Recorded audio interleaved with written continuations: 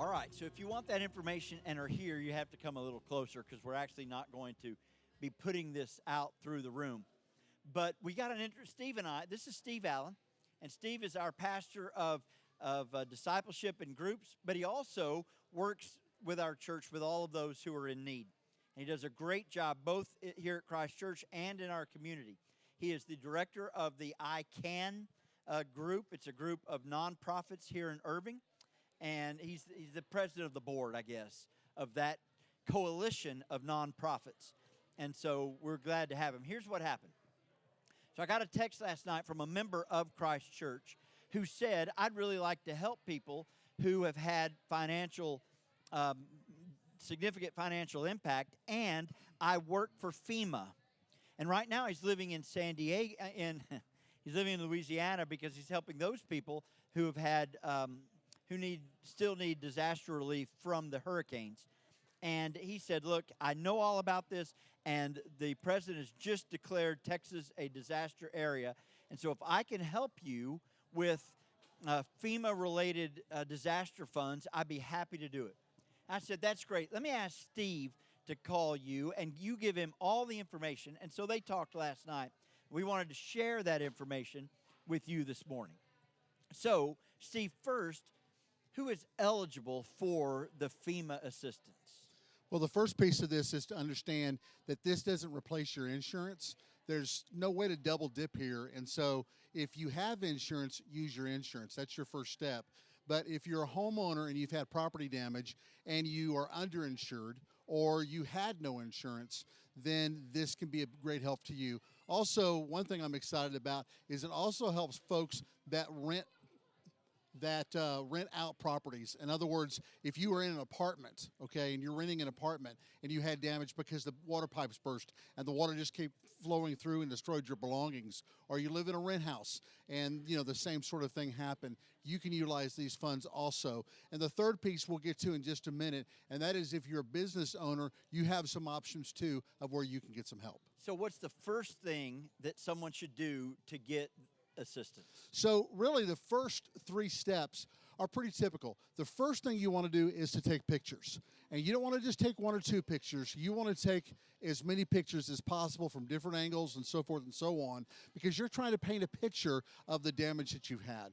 The second piece is you want to make a list, okay? Once again, they can't read your mind, so you want that list to be as detailed as possible as to what losses that you've had, so when that comes before someone, they understand what you're dealing with. So take pictures, make a list, and then the third piece, very obvious, file your insurance. Make sure you file that as soon as you can. That's going to be a key for you if you have insurance. The fourth piece, after you've done those first three steps, is you want to apply with FEMA. That's the Federal Emergency Management Administration, and there are three ways to do that. One, you can do it online at disasterassistance.gov. That's one word, no spaces, disasterassistance.gov. The second way is you can download a FEMA app onto your phone, and you can register that way. And the third is you can call 1-800-621-3362 or 800-242-7585. That's 800-621-3362 or 800-242-7585.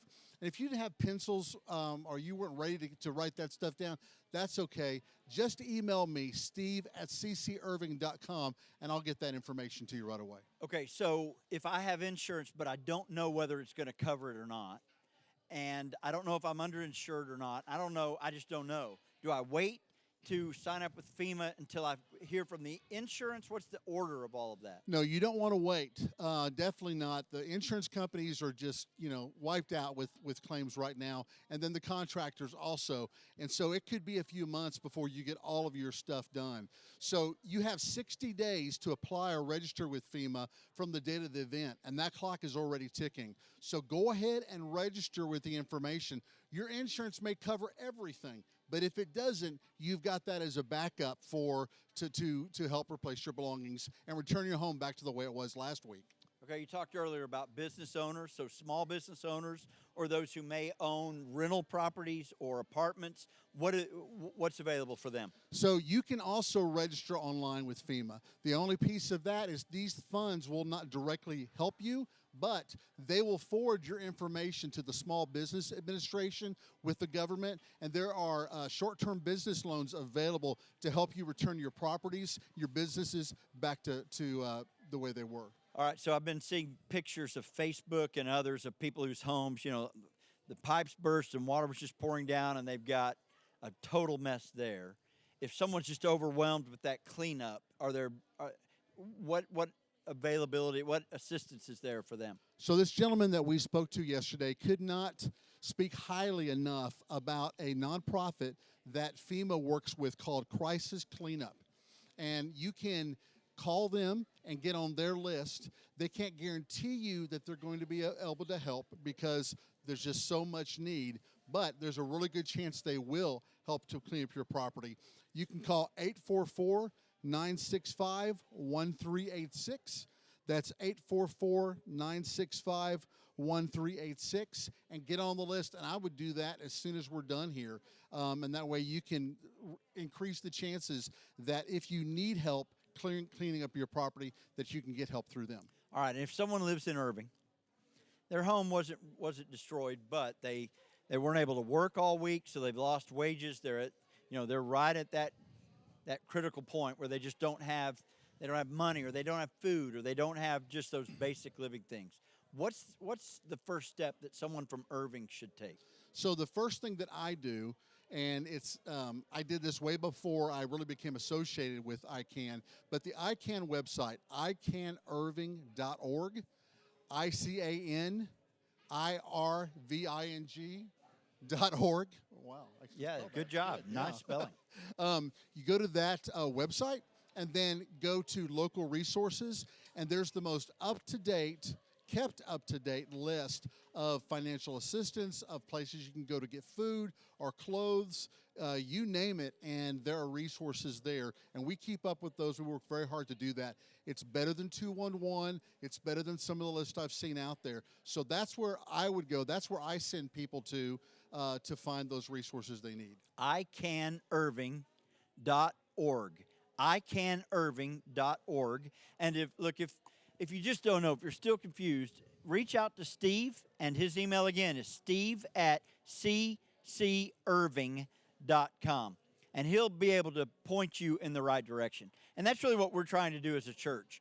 We're not a rich church, and we're certainly not rich enough to help everyone in need during this time and in Irving. But we do want to be a guide to point you in the right direction, because we believe in God's provision, and that there's someone, an organization, a person, somebody that someone else has heard. I heard somebody today that said, ask this group of people if they have any problems, I want to help them. And that kind of stuff happens all the time. It's God's provision. So reach out to steve@ccirving.com if we can help you. And if we can help you as the church, we will. We're called to do that. And if we can't, we will point you to a place or to resources that hopefully can. Steve, thank you for what you do. Thank you for helping. Maybe you don't know this, but how many homeless were we able to house? 58. 58 homeless. We housed in a hotel the entire week. For 2 weeks. Actually, for 2 weeks. For 2 weeks. Yeah. So that wasn't Christ Church Irving. That was Christ Church Irving partnering with other churches and other nonprofits in the area.